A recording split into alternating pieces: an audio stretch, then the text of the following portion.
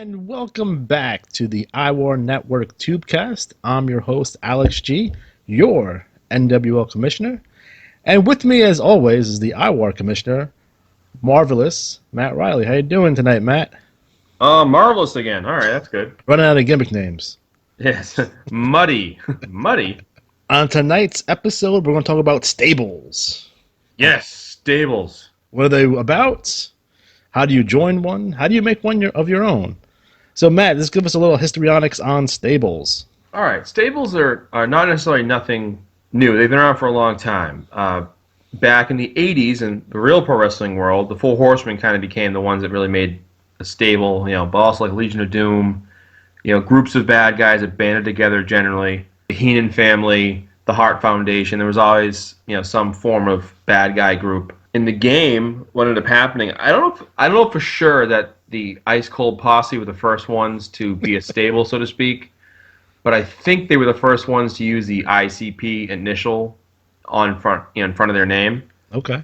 And I remember back in the day thinking, that looks stupid as hell. I always thought to myself, you wouldn't look at a Pro Wrestling Illustrated magazine and see Four Horsemen, Ric Flair, or Four Horsemen, Tully Blanchard. You knew they were in the stable because there was only four of them. So as the game grew and it got bigger, stables took on bigger meanings. So, for example, back in the day when there was, the Death Pack and there was like maybe 3 players in it, in one league, it became multi-league. And as the IWA grew and got bigger and more players signed up, it was a way to kind of show who was in what stable was doing the best across the game. Right.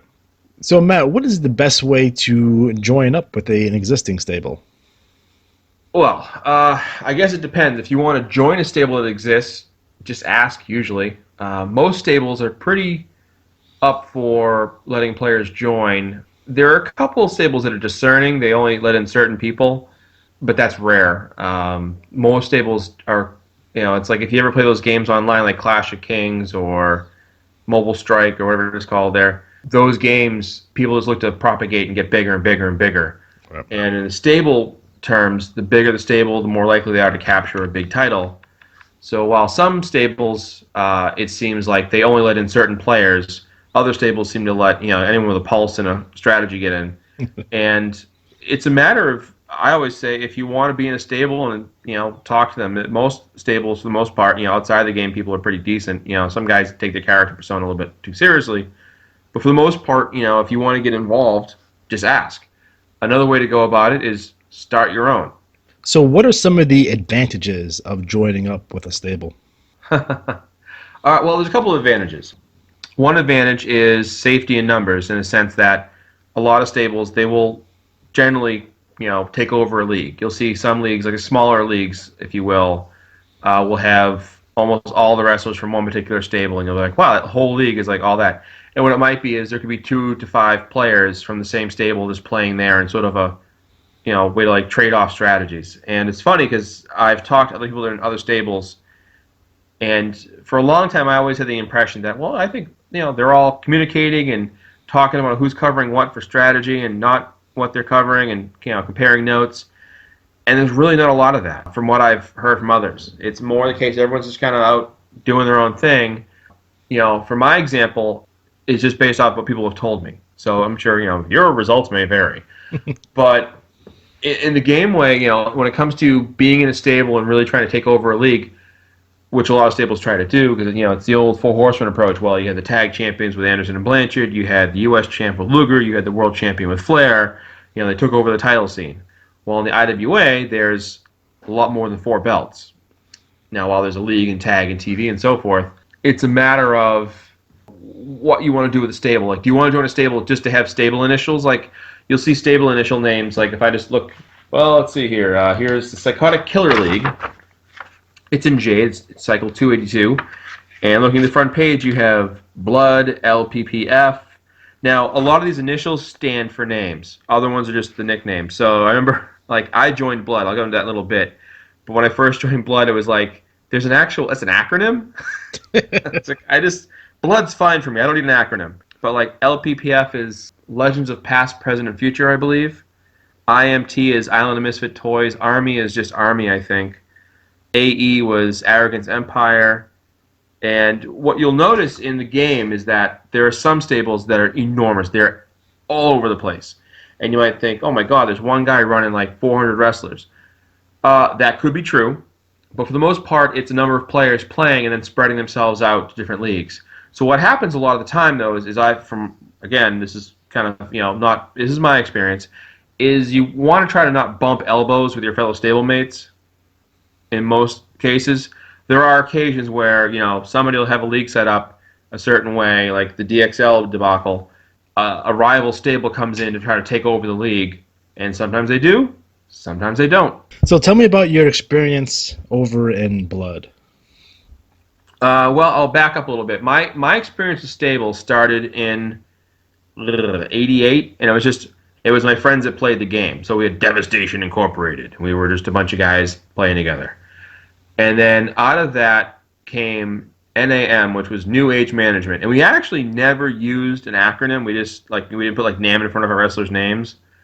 But what I used to do is, as I'm a nerd, I used to send out a monthly newsletter, and I'd talk about what we did as a group, how we stood up against certain enemies, feuds that were going on, leagues to try to target.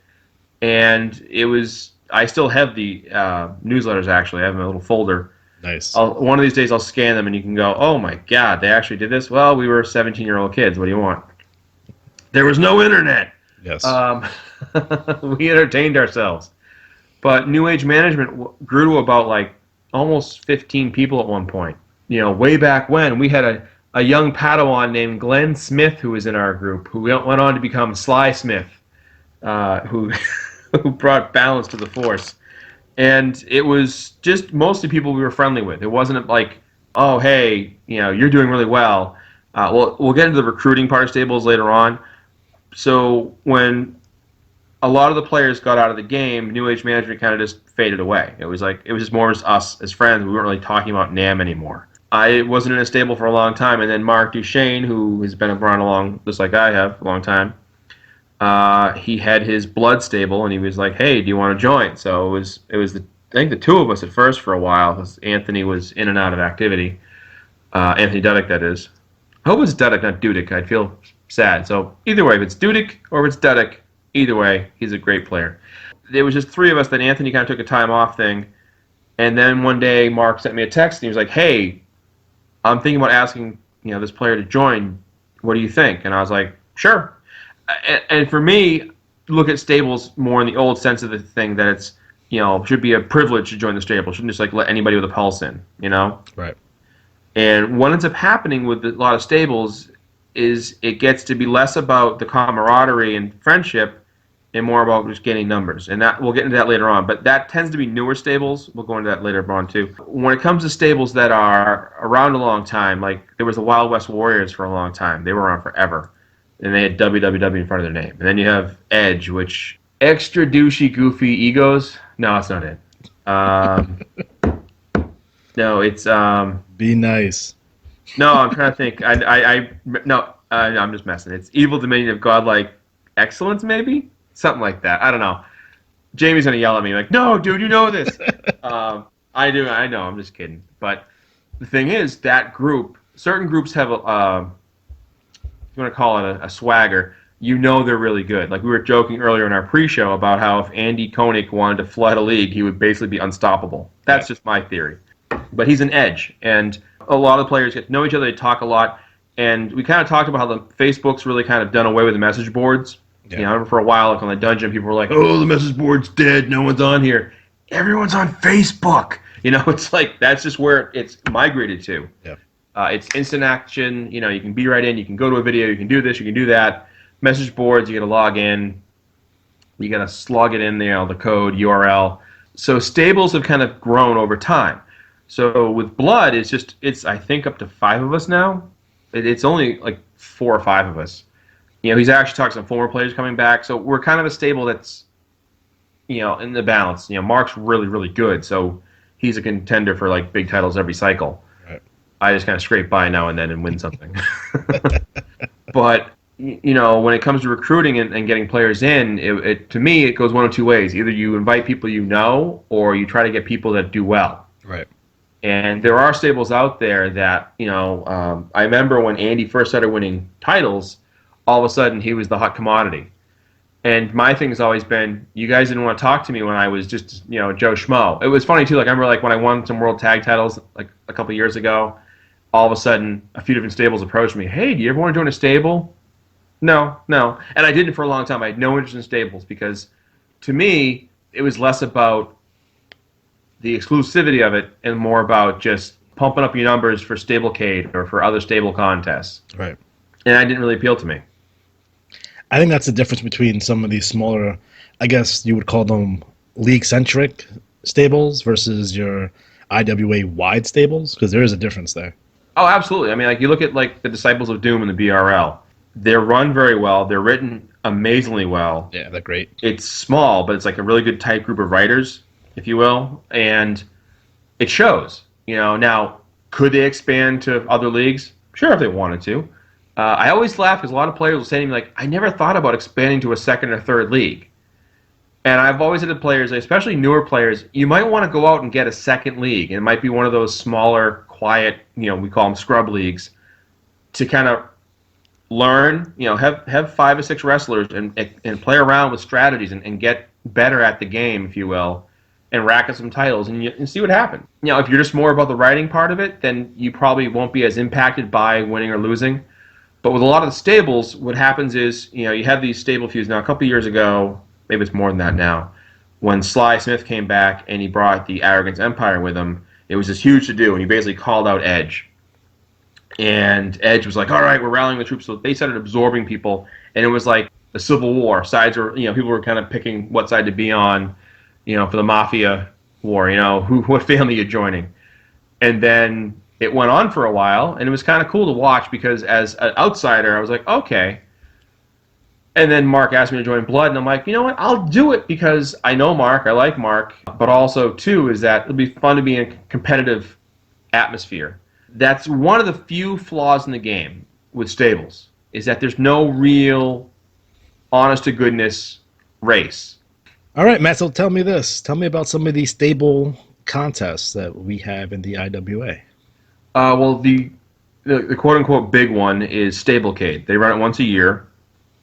And Stablecade is a contest where everyone who's in a stable, I think it's been a while since I think I did it once or twice, but you pay a buck or two to get your wrestlers in.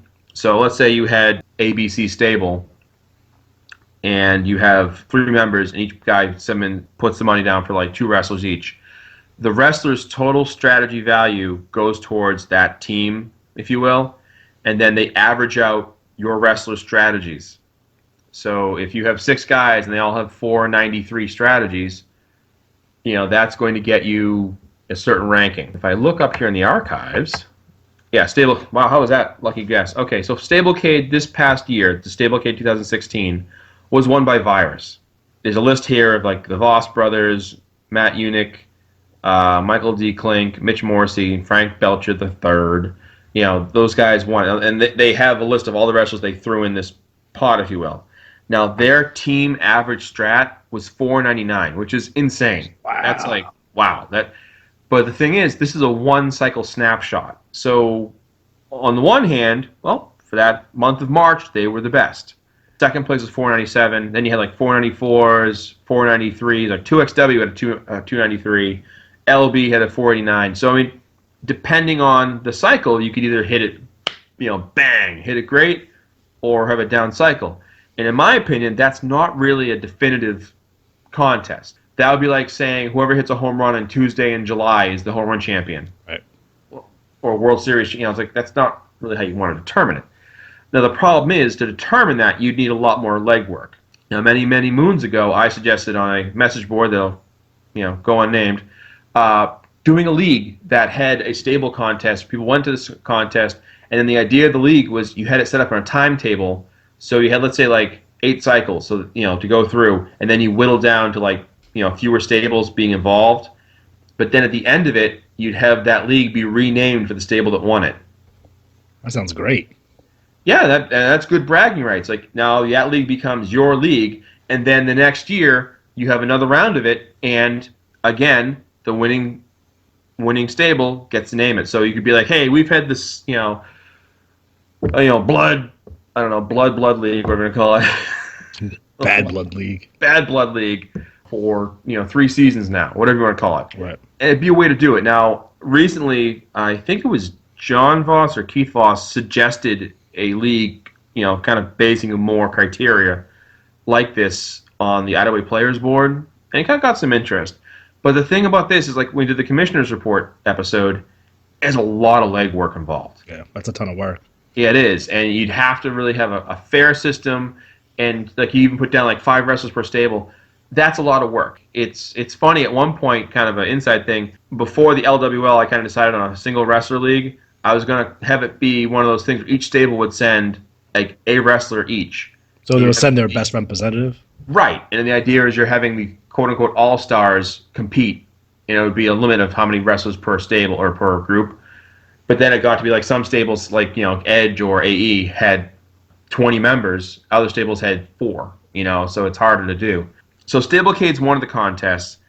There is a thing called the Best of the Best that's run in sort of an offline. It's run by Keith Maple, I believe, and he kind of does all the legwork for that. And again, it just comes down to legwork. And the IWA, for all they do, they don't want to add to their workload. So if you're willing to put the work in, they'll give you the forum to do it, which is nice. But if I look back, let me see if I look back at because what's funny, if I look past Stablecades, if you look and you try to find who won each year, it's always kind of a crapshoot. It's like, oh, who won?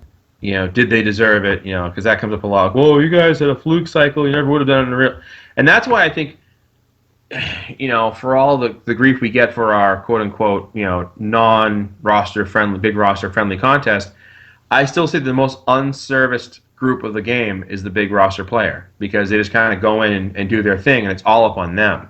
And again, if a player wanted to put the legwork in, you'd have an audience. You'd have audience to work with. So do it. But when it comes to stables, like I said, there's 2 reasons they add you: if you know somebody, or you do well, and all of a sudden, because it was funny back last year when one of the NWL rookies won a couple of regional, like IWA regionals, and then they won like a metro. They emailed me like, "Hey, a couple of stables asked me to join them. What can you tell me about them?" So I told them. I gave them the truth, and I said, well, and I just said, you can decide what you want to do, but just know that, don't just join a stable because somebody asks you. I remember back at the NWL way back when, the Teamster used to invite himself into stables all the time. And he'd be like, I'm out, and they'd be like, I didn't invite you. And be like, oh no, I'm happy to join, help your team. I'm here for you. And as a creative aspect, if you want to have fun with it, one of the funny things about the game is if you wanted to put someone else's stable initials in front of your wrestler's name, Nothing can't stop you. Nothing's stopping you. Nope. So there's that as well. So, you can have fun with it, but again, the stables kind of go towards, if you will, points and player versus player, whereas in-stable leagues are more creative, if you will. Every so often you have an exception like the Risky Business Tour. I'm sure you can talk about that. Yeah. So I was going into Revolution X and kind of how we got our start, and I think we do things differently than some of the other stables. That one way is better than the other. We just do things differently. So Revolution X was founded by Luther Alexander and his good friend Robbie Blood, along with the Phantom Striker and Dr. Slam. And, Dr. Slam! Yeah, he fell off the face of the earth, unfortunately. Oh, he was great. Hopefully one day he'll come back and we can have some fun again with him. Same thing goes for Robbie. I miss Robbie a lot, actually. So I still use that character every once in a while as kind of a non-playable character. He's just kind of around. But basically, it was an offshoot of the Revolutionaries. Now, when Luther Alexander took the fall, I believe it was Superstar Rick Riley who defeated him after the great David turned on the Revolutionaries in that match. He was upset that he was the one that lost, and he's the one that essentially caused Johnny Revolution Sr. to be banished from the IWA. After that, he went a little crazy looking for him. Could not find him. So at that point, and he wanted to create his own stable. So he did. So what we do differently is I talk to the members of RX on a daily basis. So would it be Carl, Steven, David, and Mike, We talk and we coordinate our trash talk to make sure that we're not, doing anything that is out of character. We bounce ideas off each other, and we use, the Facebook Messenger, and we have our own little private chat, and we kind of just flesh everything out. We bounce ideas off each other, and it's a great way to network and kind of get everyone on the same page, moving in the same direction.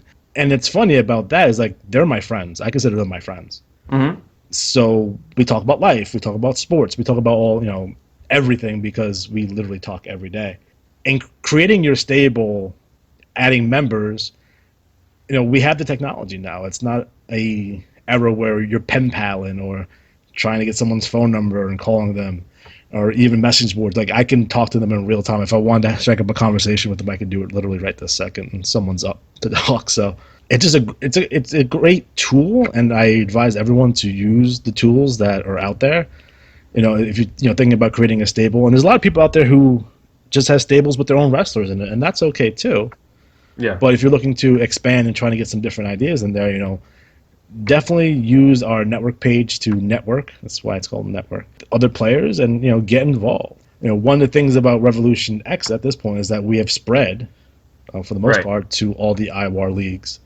So we do coordinated sneak attacks, and I will write a piece of trash talk, and then Steven will write a piece trash talk, and then we'll all combine it into one. So it looks like a legitimate stable. It's like the Horsemen cutting promos, and we're literally standing right next to each other. So that's always a good thing. And there's a popular misconception I just want to clear up right this second while I have the moment, is Luther Alexander is not the leader of Revolution X. He's the founder of Revolution X. Revolution X has no leader. It's not Luther Alexander and a bunch of henchmen. They are not henchmen. So they're on the same level, and these guys compete on their own, and they come up with a lot of great ideas. So a lot of things you do see comes from them and not me.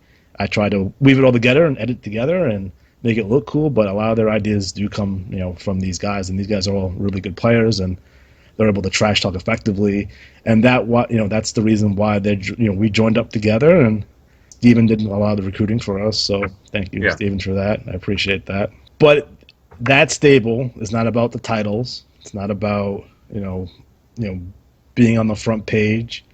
It's about storylines. So everything is done for a creative aspect. So I just want to make sure we're clear on that.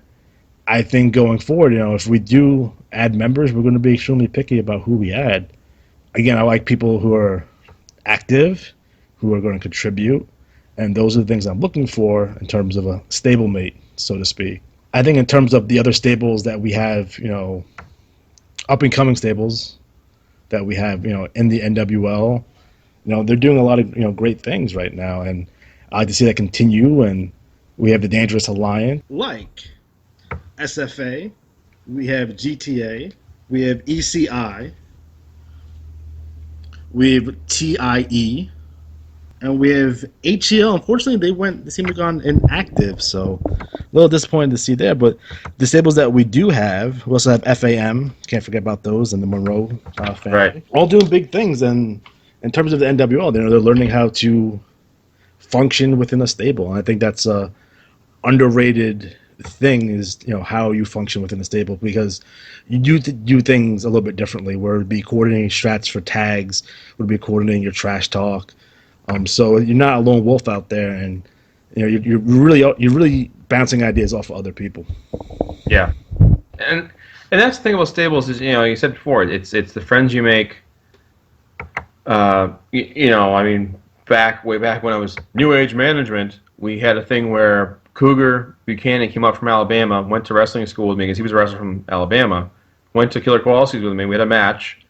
And then we took a bus down to New York and met Floyd Bennett and went to a Yankees game. Back in the day, too, in the early 90s, a bunch of us from this area used to all go to wrestling shows together. And we'd go to the, the WWF show in Boston Garden, or an independent show. And it was funny, because one of the running gags was whoever wasn't wrestling or working that night would be like, "Oh my God, that's Brad Blaze," or whoever would be, and of course, kids would come running up to whoever it was yelled at, and it would be like, oh. Because then, of course, you have no idea what to say to these kids who are like, "Have your autograph? You don't even know who I am." Yes, you can. Here you go. Get out of here, With a lot of money one day. Yeah. um, but no, it's again, stables can be fun, but don't get obsessed with them. But just understand that when you see those initials, that's what it means. And it's one of those things. If you play like online video games, there's like alliances or stables. I remember when I played Call of Duty, my friends and I had a group called Gunt, and that was just our call signal. People were like, "What's that stand for?" Nothing. you know. I think stables is another tool to develop your character. Oh, absolutely. And it can be, again, it's a matter of how you want to approach it. If you're looking from an in-league point of view, like I always think, if you're in a stable and you let anybody in, well, where's the perk of it? Right. But if it's a stable where you're, purposely adding people, then it's more believable, But it's up to the players. If you want to do it, give it a try. And another thing, too, is you can go from stable to stable. So you can do your big, getting kicked out of an angle, and then that's a whole fresh feud for you. Right. Turn against the stable, or turn on them and join a rival stable. My God, it's a way to make it fun. And some players get really hyped up about it too. You'll see players come in and be like, "Oh, we're going to create this stable and go after this guy and really show him." I made the point in one of our previous podcasts about stables over the years would try to come into the BRL and be like, "We're going to be the stable that comes into the BRL and dominates." As long as I've been there, outside of the times when it's been slow or people cheated, no one really did that. It's always had really good players in different eras. So what are you gonna do? What are you gonna do? Oh, last point in stables, I would just say, don't be afraid to join one or say no or start your own. Just be aware that if you start your own, people are like, well, who are you? So be careful who you invite, because again, some of these people had like 18 different stable initial names. I've only been in 2 stables, New Age Management and Blood. So again, if you think it'll have more fun, do it. It's a good way to network with people. And if they're not your cup of tea, find one that is. And just to piggyback on that point, just make sure that when you create your stable, you create a stable identity as well. If you're gonna be a group of cowboys, you can't let an Asian wrestler in there because it's a group of cowboys. What about Jimmy Yang Yang, or whatever his name was there? Jimmy Yang Wang. Okay.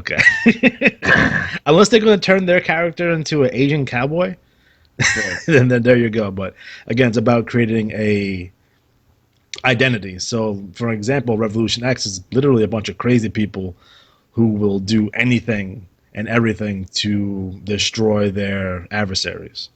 Because the other day it's like, hey, what's our end game? What's our goal? And I don't know, when I talk to these guys, I'm like, our goal is no different than any other stables, is to win as many championships as possible and to further our storylines and our feuds. I mean, it's a real simple concept. Now, overall, we want to have fun. So, would it be a ridiculous sneak attack or us trying to take out the entire roster or a fan getting super kicked by accident?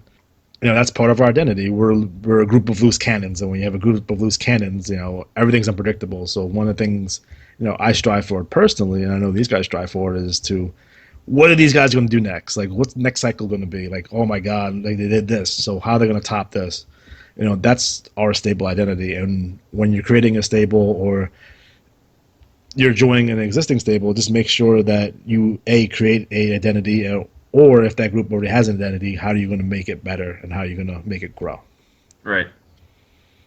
All right, guys, we are officially out of time. We will see you next time on the IWAR Network TUBECAST. Good night. If you're not getting Pro Wrestling Illustrated magazines, you're missing out on plenty of action and excitement from the entire wrestling world. Each month, Pro Wrestling Illustrated brings you 73 power-packed pages of match coverage, interviews, special features, exclusive ratings, and the famous Pro Wrestling Illustrated full-color centerfold. During this LPWA Boutique special offer, receive a full year of Pro Wrestling Illustrated magazine, 12 big issues for the low price of just $19.95. That's 30% off the newsstand price. You'll enjoy year-round news of the LPWA along with all the latest from pro wrestling around the world. And now you can get 12 big issues for just $19.95. Here's how to order. To take advantage of this limited special offer, send $19.95 in check or money order to Pro Wrestling Illustrated, Department L, Post Office Box 48, Rockville Center, New York, 11570. That's $19.95 to Pro Wrestling Illustrated, Department L, Rockville Center, New York, 11570.